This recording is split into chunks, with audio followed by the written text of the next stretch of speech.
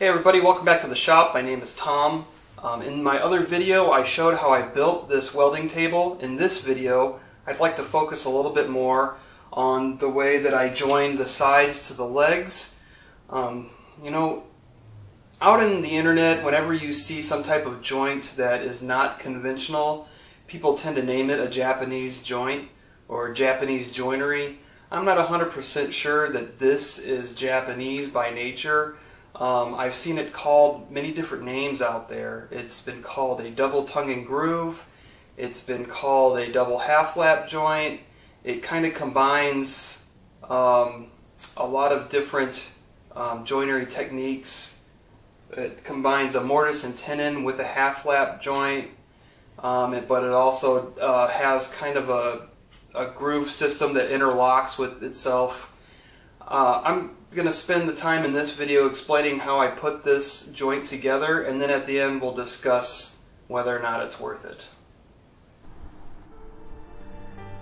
We joined the project after I've already milled up the stock that is going to be my legs, so it has been jointed and planed to be square in the final dimension.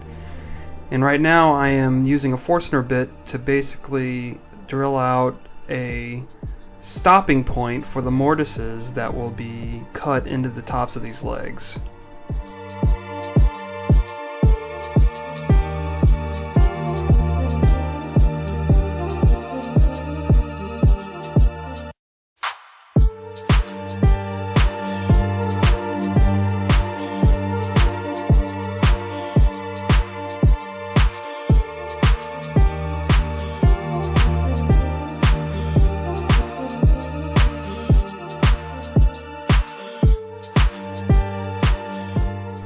Once I got those holes drilled, I used my speed square to line up along the edges to draw the lines that will guide me on cutting out most of the waste of the mortises with the bandsaw.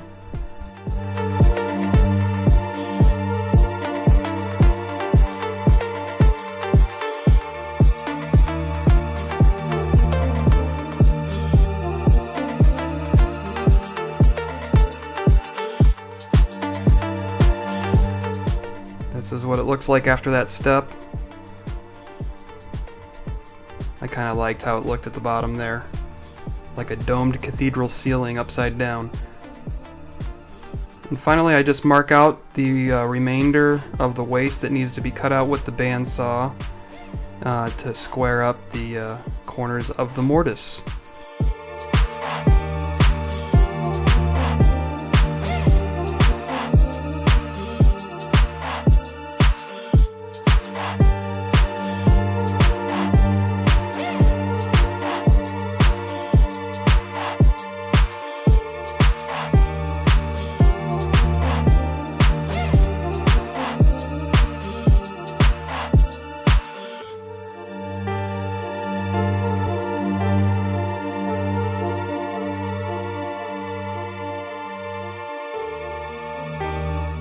And this is the completed leg section with the cross mortises milled into them. I'm doing a test piece with a piece of material I'm using for the apron. As you can see, it's a tight fit. I'm not actually cutting tenons into the apron pieces. I'm just using the full width of the boards. What I am doing is cutting notches into the ends that will interlock with each other, and that's the half lap part of this mortise and tenon joint. Here are all of those apron pieces all prepped and ready to be cut out. So the first way to cut out these notches in these apron pieces, I'll use my bandsaw.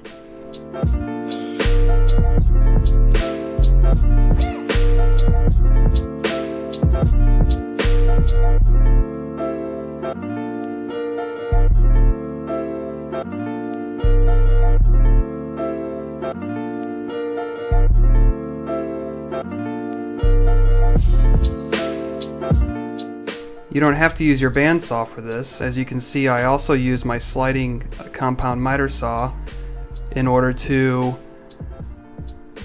cut the start and stop points of the notch And then once I have completed that part, I bring it over to the workbench and just knock out the waste material with a chisel.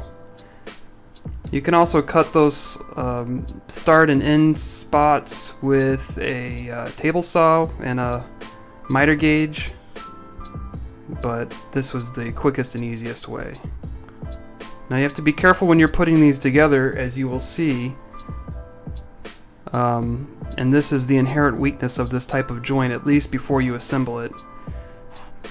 Those end pieces are very fragile and they'll break off, and it happened on a few of them for me, and so once I got the joint back together and glued all up, everything was fine. And this is how it's supposed to go together.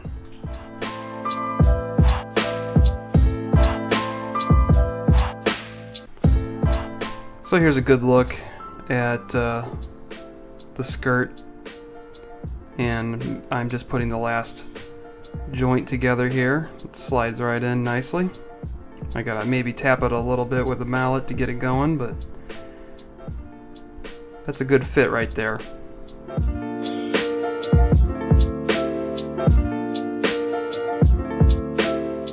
Okay, next step is attaching the legs to the skirt, and one of the benefits of this type of joint is you have a lot of glue surface area. And so there I am applying glue on all the surfaces and attaching the legs and checking for squareness. There was a little bit of unsquareness in the legs, so all I had to do was attach a piece of scrap wood to the legs to get them squared up while the glue dries.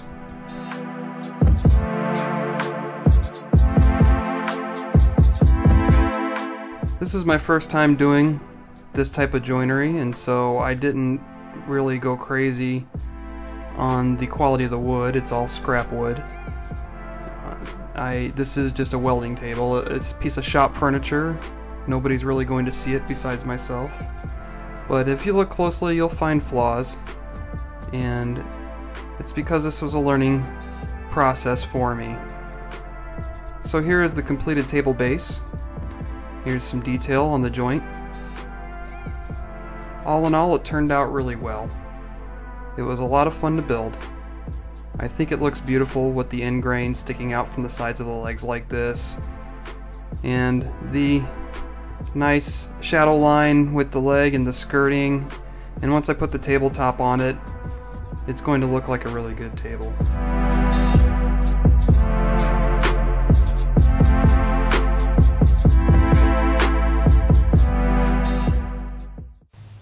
So, is this joint worth the trouble?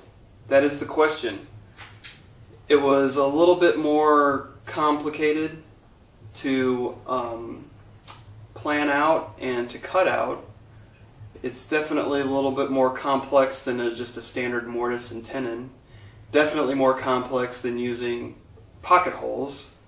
It is definitely a beautiful joint. You have the end of the tenon on this face and then also on this face.